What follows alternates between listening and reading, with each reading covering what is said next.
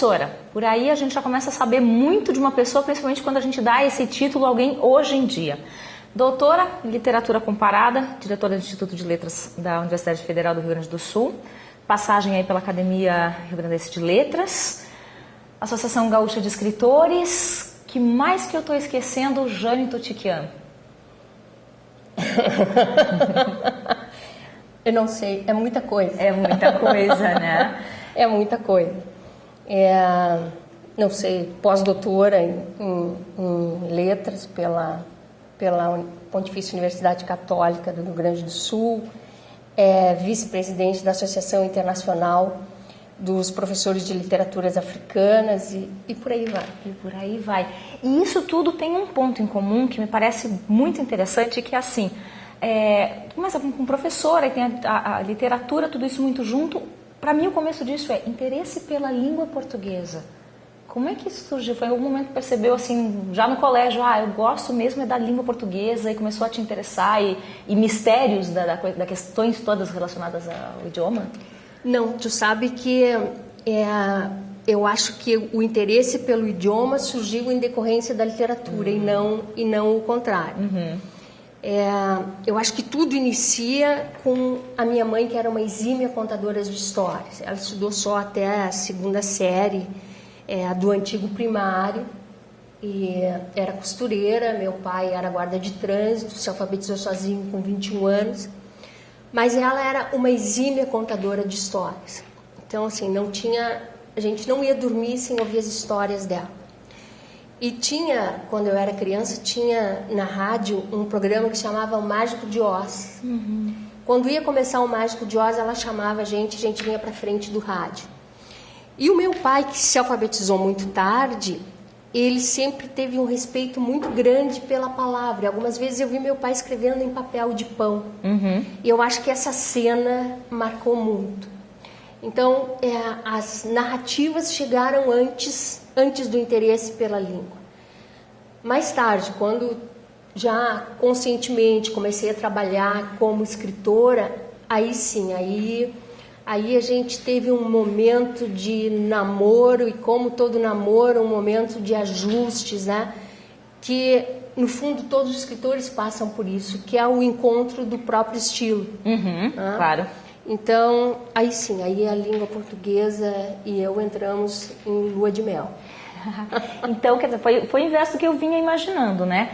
Começando pela coisa das histórias, e aí te fez ter tudo isso, essa experiência te fez ter vontade de também contar histórias? Tu sabe que eu tenho na minha casa um poema que eu fiz para o meu pai quando eu tinha 8 anos de idade. Uhum. Então, claro, não tem nenhum valor literário, mas se eu penso que eu tinha 8 anos de idade, que era significativo. Pequena, eu já tinha uma relação grande com a palavra escrita e com a vontade de dizer alguma coisa, né? E eu acho que eu herdei um pouco isso da minha mãe, essa coisa de contar histórias.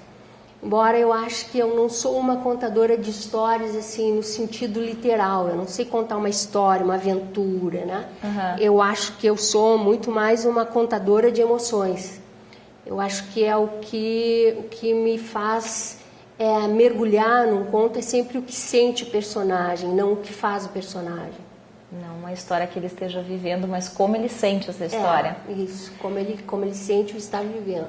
São mais de 30 anos de carreira, mais de 15 prêmios, 17 obras publicadas, várias participações em antologias, várias obras organizadas, inclusive, até pela tua pesquisa, pelo teu trabalho, né, em literatura. E está falando que gosta muito de contar o sentimento, a sensação, a emoção dos personagens. Isso. E isso tanto faz para ti os gêneros, né? Entre o romance, o conto, como é que é isso? Como é que é essa transição entre um e outro? Tanto faz, mas o conto me fascina. O conto me fascina porque ele é como um jogo de xadrez, né? Uhum. Então, cada peça tem uma função. Se uma peça estiver no tabuleiro e não tiver uma função, ela é engolida imediatamente, se ela não desempenhar aquela função. E no conto é assim, se eu tiver um elemento que não tiver uma função dentro do conto, o conto está mal, ele tem algum problema. Aí vem aquela famosa frase que se no início do conto tiver uma espingarda em cima da lareira, até o final do conto ou ela tem que ter caído, ou pelo menos dado um tiro, tem alguma coisa que justifique. Então, nesse sentido, assim, tu tem que dizer muito num espaço de texto muito pequeno e tudo tem que ter função. Eu acho que isso me fascina. Eu acho mais difícil escrever um conto do que escrever um texto longo. É um exercício de concisão, né? É. E aí busca, assim, ser objetivo e, ao mesmo tempo, prender. E, ao mesmo tempo, dizer tudo. Dizer tudo. É. E nessa hora, assim, durante um bom tempo, eu acredito que ainda hoje, muitas pessoas, quando falam na tua obra, falam assim, a Jane Tutiquian escreve basicamente para o público infantil, juvenil. E eu acho que, né, exageros à parte em te restringir a um só público, porque a gente sabe que tu escreve muito bem também para o público adulto, existe um elogio especial aí, porque a gente sabe que também é um público exigente e difícil de cativar e de prender, não tem? Mas eu vou dizer uma coisa, eu não gosto de ficar assim, ela é uma escritora para jovem, ou ela é uma escritora para adulto. Ela é uma escritora, ponto. Eu acho que é isso aí. O público, eu entrei mais ou menos sem querer na literatura juvenil. Eu escrevi um livro, era meu segundo livro. Eu escrevi uma novela. Eu tinha uma personagem que era uma menina, a turma dessa menina eram todos adolescentes. Bem, escrevi e mandei para a editora, e a editora me disse que era um livro infanto-juvenil. Porque esse livro se chama A Cor do Azul, e A Cor do Azul é um dos livros pioneiros desta literatura que é a chamada literatura infanto-juvenil. Até a década de 80 não existia essa literatura. Existiam livros que nós podemos considerar literatura infanto-juvenil, sim. Clarissa, do Érico Veríssimo, né? Música ao Longe, do Érico Veríssimo, são obras infanto-juvenis. Mas como não existia esse nome, não existia esse rótulo, o adolescente ficava entre a obra muito infantil e a obra muito adulta. Então, na década de 80, quando começam aqueles programas que levam os escritores para dentro da escola, as pessoas começam a se dar conta disso, as editoras se dão conta disso, de que está faltando alguma coisa nesse sistema literário. E era justamente a literatura infanto-juvenil. Isso se dá na década de 80, então A Cor do Azul termina sendo uma obra quase que pioneira dentro da literatura jovem. A editora se chamava Editora Atual, resolve fazer uma série Morena, e a série Morena pega um escritor de cada região com um livro infanto-juvenil. Me deu o maior prêmio da literatura brasileira, que é o Prêmio Jabuti, e que foi, num determinado momento, a minha graça e a minha desgraça, porque é extremamente difícil uma escritora que está começando, extremamente jovem, ganhar um prêmio desse calibre, digamos assim, né? Porque sempre fica a cobrança, o próximo livro vai ser assim, como vai ser melhor e tal. Mesmo para um escritor consagrado, acho que tem esse peso, não tem? Tem. Então foi difícil, foi bom, mas também foi difícil. Eu entrei então mais ou menos sem querer, e aí nas conversas com os adolescentes nas escolas, eu fui me apaixonando por eles. Adolescente é o sujeito mais apaixonante que tem, é o mais mal educado, é o mais reverente, é o mais cheio de razão, tem a sensibilidade, a flor da pele, mas ele é extremamente afetivo e extremamente espontâneo. E é um sujeito cheio de grilos, né? O que vai fazer com o corpo que se transforma todas as manhãs, o que vai fazer com a voz de taquara, quando for conversar com a guria de quem gosta, então, e as espinhas, e por aí vai, né? E por aí vai. Então, me apaixonei por esse público, e de lá para cá tem sido um livro para adulto, um juvenil, um para adulto, um juvenil. Mas aí tu já está escrevendo mais ou menos com essa intenção quando começa a escrever? Não, eu só fui descobrir isso agora, nos 30 anos, é que eu fui descobrir, que engraçado, né? Que tem sido assim, eu não tinha me dado conta. Mas até a partir dessa tua primeira experiência, esse primeiro contato com esse público que te deixou apaixonada desse jeito, acho que é natural de escrever nesse sentido, acho que né? que aconteceria, né? Com certeza. Jane, a gente vai para um rápido intervalo. E aí a gente já volta. Você fica com a gente, que a gente continua com esse papo aqui muito gostoso com a Jane Tutiquian, que entre outras coisas vai falar também da experiência que ela teve agora como patrona da Feira do Livro de Porto Alegre. Fica com a gente.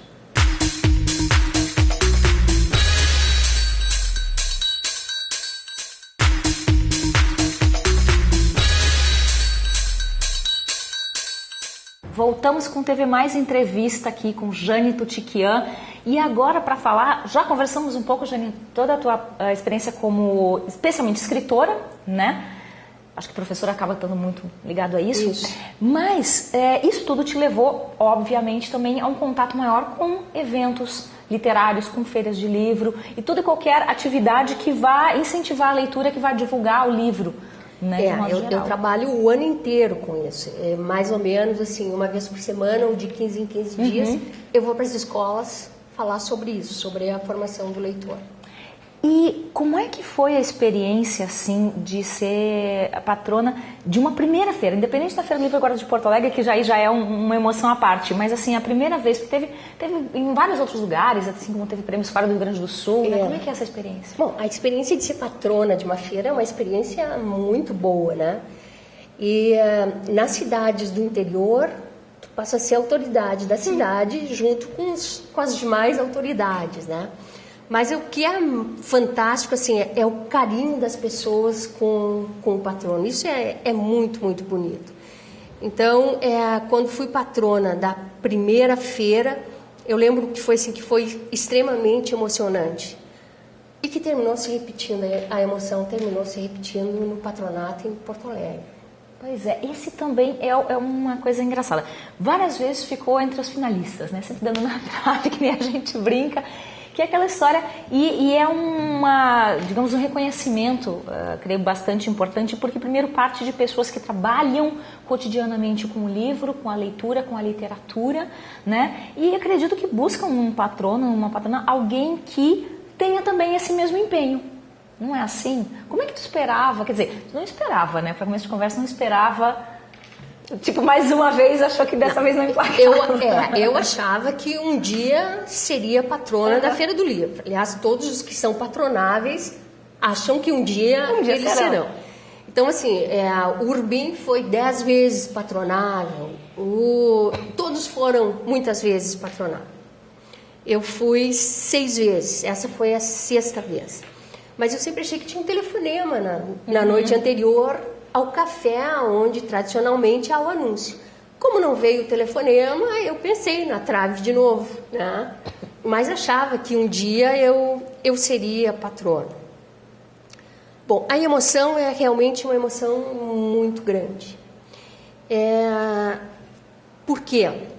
Porque a nossa feira do livro, como as feiras do interior do estado, só que as feiras do interior do estado têm uma proporção menor. A nossa Feira do Livro tem um caráter comercial? Ela tem, né? É por isso que se realiza uma Feira do Livro, mas ela vai além disso. Então, por exemplo, diferentemente da maior Feira do Livro, que é a de Frankfurt, ela não é só comercial como é aquela, né? Não é só negócio. Ela realmente é uma festa do livro e ela leva pessoas completamente diferentes entre si para a feira. E eu acho que isso é o mais bonito, isso faz da nossa feira uma feira extremamente democrática. Todas as pessoas, diferentes credos, diferentes raças, enfim, todas as pessoas, de alguma maneira, elas se sentem acolhidas pela feira, ou elas não iriam à feira. E essas pessoas terminam tendo, por alguma razão, que personificar a feira em alguém. E elas personificam no patrono. Então, assim como eu recebi elogios, que a feira está maravilhosa, parabéns pela tua feira, como se eu tivesse sentado num dia planejado toda a feira, eu também recebi reclamações fantásticas, tipo assim, eu vou fazer uma reclamação para a senhora, porque fica muito mal para a senhora que é patrona. E eu pensei, o que eu fiz? E aí ele me disse, eu quero fazer uma oficina naquele prédio e não me deixam entrar com a mochila. Então, eu tive todos os tipos, assim, reclamações e coisas boas. E elogios à feira. Então, você quase um woodswoman da feira. E isso é maravilhoso. Assim, eu vou te contar uma situação. Tem uma menina de rua na praça. Essa menina deve ter uns 19, 20 anos. E ela ficou tão encantada que eu era patrona, que ela vinha todos os dias, me comentava, ela não ficou grudada em mim em momento nenhum, mas ela vinha, me comentava, ia fazer o que ela tinha que fazer.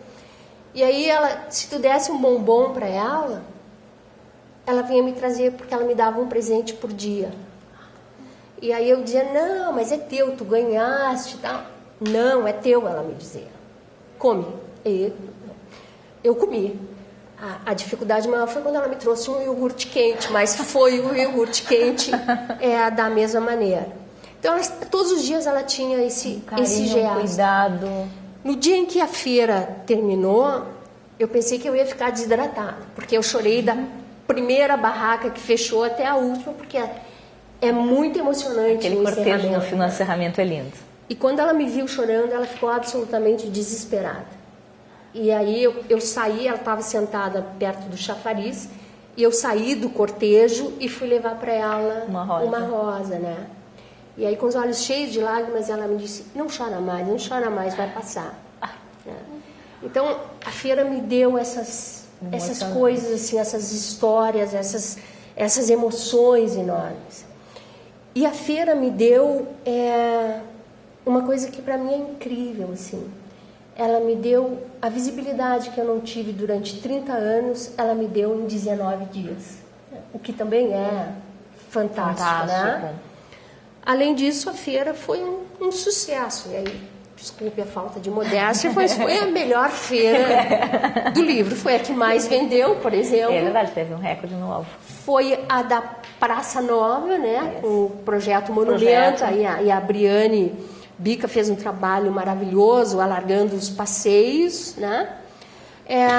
Foi a Feira do Sol, isso era um acordo que eu tinha com São Pedro. São Pedro, negócio assim, não, segura aí para mim. Não. Segura para mim, temporal só depois, né? Então tudo deu certo. E além disso, para mim particularmente, foi a feira em que eu lancei a minha antologia de 30 anos de vida literária, né? Então, eu acho que tem coisas na vida da gente que ficam para sempre, né? E a Feira do Livro deste ano fica para mim, na minha vida, para sempre. Imagino que deva marcar muito. E as expectativas, assim, quanto à tua necessidade de estar lá, eu digo assim, as exigências, as incumbências, era mais ou menos o que tu imaginava que ia ter que cumprir ou foi acima? Não, foi acima. Não tinha... Eu acho que a gente só sabe o que é ser patrono no momento em que é realmente patrono. A primeira recomendação que eu recebi do Paixão Cortes é aquela que os patronos vêm recebendo ano a ano. Compra um sapato que seja um sapato absolutamente confortável. Então, bom, eu estava pronta para exercer o patronato com um sapato extremamente confortável. Mas eu fui todos os dias do meio-dia até a hora do encerramento, né? Até o sino. Então eu participei, eu não sei, vamos começar por entrevistas. Eu devo ter dado mais de 100 entrevistas nesses 19 dias. Participei de vários eventos. Só que tinha uma coisa engraçada, assim, eu de noite quando chegava em casa, eu chegava morta de cansada. Mas no outro dia, de manhã eu vinha trabalhar aqui na universidade. Mas ao meio-dia, quando eu colocava o pé na feira, vinha a adrenalina e eu esquecia do cansaço, né? Claro. Porque, na verdade, todas as atividades foram extremamente prazerosas. Realmente, a gente sai, é uma efervescência, né? A gente sai com a cabeça fervendo todos os dias da feira, né? Jane, uma última pergunta, assim, mais rápida, na verdade, para deixar o gostinho nas pessoas. Aliás, vou te fazer duas. Uma bem rápida. Tem alguma coisa já engatilhada, alguma obra assim, meio que em andamento? Vem vindo um infanto juvenil que eu estou adorando escrever, que eu estou rindo escrevendo, que eu estou chorando escrevendo e que eu ainda estou discutindo com os adolescentes.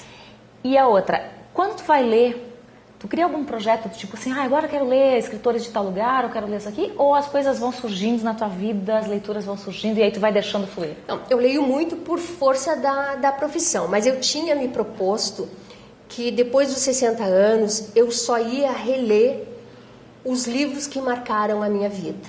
Lembrei do Mário Quintana agora. Isso. É? Ele dizia, numa das últimas entrevistas que ele concedeu, ele disse, perguntaram o que ele estava lendo e ele falou alguma coisa, Shakespeare, me parece. Ela disse, mas o senhor não tinha lido? Ele disse, sim, claro, mas por que nessa idade eu vou me dar o trabalho de ler coisas que podem ser ruins? Eu vou ler o que eu sei que é bom. Eu tinha, assim, o meu projeto era esse, aos 60 anos eu vou só ler aqueles livros que me marcaram. Agora que eu estou chegando nos 60, talvez eu transfira para 70. Tem muita coisa pra gente ler, né? Pra deixar assim. Eu acho que eu vou deixar para 70. Jane, muito obrigada pelo teu carinho em atender a gente. Muito obrigada. A gente vai se despedindo aqui. Teve mais entrevista, você sabe, vai ao ar todo domingo às 9 da noite. Mas a gente espera você numa próxima oportunidade com um papo tão bom quanto esse com a Jane Tutiquian. Até a próxima. Beijo.